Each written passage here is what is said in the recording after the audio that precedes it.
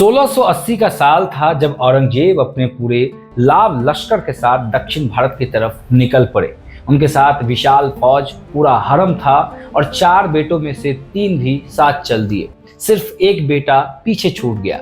ये कारवां इतना बड़ा और इतना भव्य था कि इसे देखने वाले दंग रह जाते थे। शामियानों की कतार, चलता फिरता बाजार, बादशाह का जुलूस और उनके पीछे पीछे चलते अफसरों नौकरों की भीड़।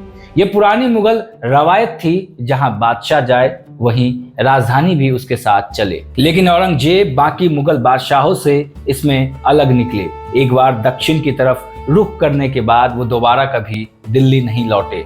दिल्ली का लाल किला धीरे धीरे धूल से ढकता गया और उधर दक्कन की मिट्टी में एक बूढ़ा होता बादशाह लगातार 3 दशक तक लड़ता रहा।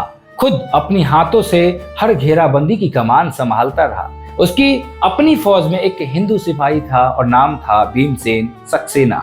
उसने अपनी फारसी आत्मकथा तारीखे दिलकुशा में एक बात लिखी थी जो आज भी चौंकाती है। उसने कहा था कि उसने दुनिया में इंसानों को बहुत लालची पाया और इसका सबसे बड़ा उदाहरण था खुद उसका बादशाह, जिसके पास दुनिया की हर चीज थी। वो चंद पत्थरों यानी किलों के पीछे भाग रहा था।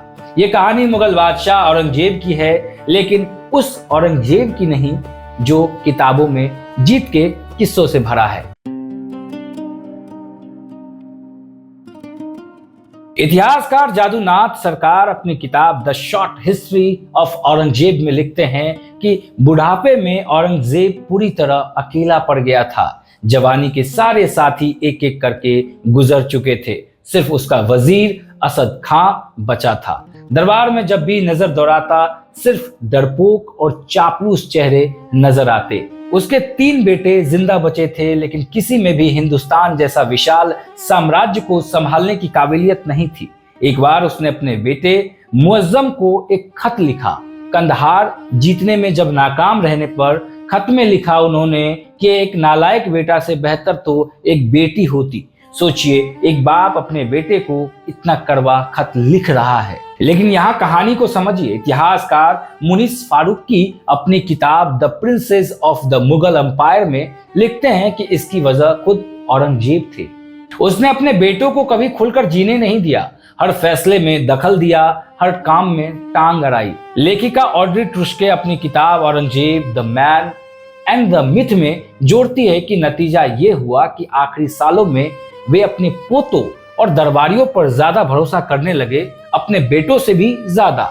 इतना ज्यादा कि एक बार तो उसके अपने वजीर और सेनापति ने मिलकर उसके सबसे छोटे बेटे कामवक्स को गिरफ्तार करवा दिया। वजह यह थी कि कामवक्स ने बिना इजाजत मराठा राजा राजाराम से संपर्क करने की कोशिश की थी। अब आती है इस कहानी की सबसे दर्दनाक कड़ी। 1702 से 1706 के बीच 4 साल औरंगजेब के लिए किसी बुरे सपने से कम नहीं थे।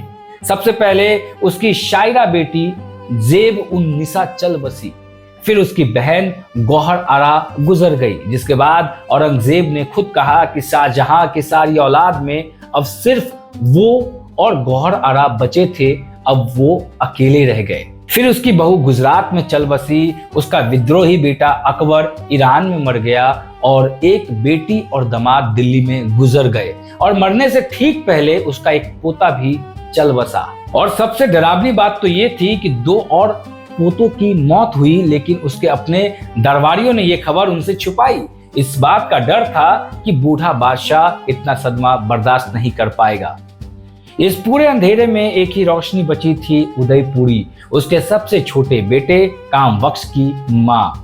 मरते वक्त औरंगजेब ने लिखा था कि बीमारी में उदयपुरी ने साथ नहीं छोड़ा। और सच में औरंगजेब के जाने के कुछ ही महीनों बाद उदयपुरी भी चल बसी। लेकिन ये सिर्फ मौत नहीं थी, प्रकृति ने भी कहर बरपाया। एक इतालवी यात्री निकोलाओ मनुची, जो उस वक्त भारत के दौरे पर आया था, उसने अपनी किताब स्टोरिया द मगोर में लिखा 1702 से लेकर 1704 के बीच में दक्षिण में बारिश की एक बूंद नहीं गिरी और ऊपर से प्लेग फैल गया। सिर्फ 2 साल में लगभग 20 लाख लोग मर गए।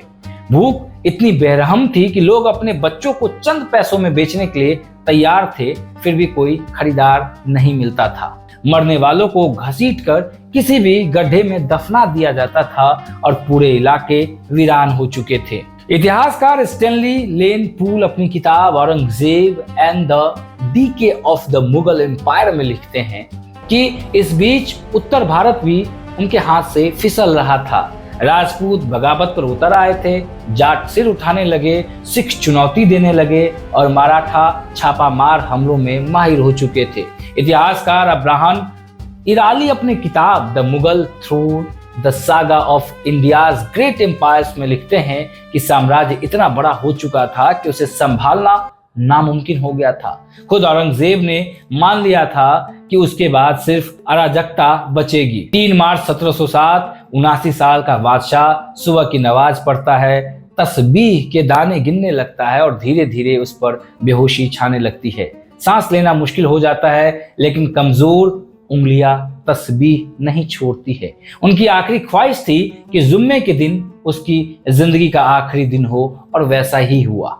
मरने से पहले उन्होंने वसीयत की थी कि उनका पार्थिव शव किसी नजदीकी जगह पर बिना किसी ताबूत के दफनाया जाए। उनकी मौत के 2 दिन बाद बेटा आजम वहां पहुंचा शोक मनाने और अपनी बहन जीनत उन निसा बेगम को दिलासा देने के बाद वो अपने पिता के पार्थिव शरीर को कुछ दूर ले गया। इसके बाद औरंगजेब को दौलताबाद के पास खुलदाबाद में सूफी संत शेख जैन उद्दीन की कब्र के पास दफनाया गया। अपनी आखिरी खतों में उसने अपने बेटों से दुआ मांगी थी कि उनके बीच सत्ता की लड़ाई ना हो, लेकिन उसे साफ पता था कि उसके जाने के बाद खून खराबा तो बिल्कुल तय है। और यही हुआ। पिता की मौत की खबर मिलते ही एक बेटे ने खुद को बादशाह घोषित कर दिया, दूसरा भाई फौज लेकर भिड़ गया। जंग हुई, हारा हुआ बेटा अपनी ही कटार से खुदकुशी कर बैठा। औरंगजेब के मौत के बाद अगले सिर्फ 7 सालों में 4 बादशाह बदल गए, जबकि उससे पहले 150 साल तक सिर्फ 4 ही बादशाह हुए थे। इतिहासकार जादूनाथ सरकार ने बड़ी तीखी बात कही है। औरंगजेब अपनी तमाम फौजी जीत के बावजूद एक नाकाम सियासतदान साबित हुआ। शायद उसका पूरा दोष अकेले का नहीं है, लेकिन इतना जरूर सच है कि उसने अपने साम्राज्य को बिखरने से बचाने के लिए कुछ नहीं किया। उसके बावजूद भी मुगल सल्तनत 150 साल तक किसी तरह घिसटती रही, जब तक 1857 में बहादुर शाह जफर के साथ इसका पूरा अंत नहीं हो गया। तो अगली बार जब कभी सोचो कि सत्ता में सब कुछ है, तो याद रखना इतिहास के सबसे ताकतवर बादशाहों में से एक अपनी आखिरी सांस अकेले बिना किसी अपनों के एक तंबू में ले रहा था। अगर ये आपको कहानी पसंद आई है तो लाइक कीजिए, हमारे चैनल को सब्सक्राइब कीजिए और कमेंट करके बताइए कि आपको कैसा लगा। अंग्रेजों की गलती थी या सिर्फ वक्त की मार थी? मिलते हैं अगले वीडियो में, तब तक के लिए बहुत बहुत धन्यवाद।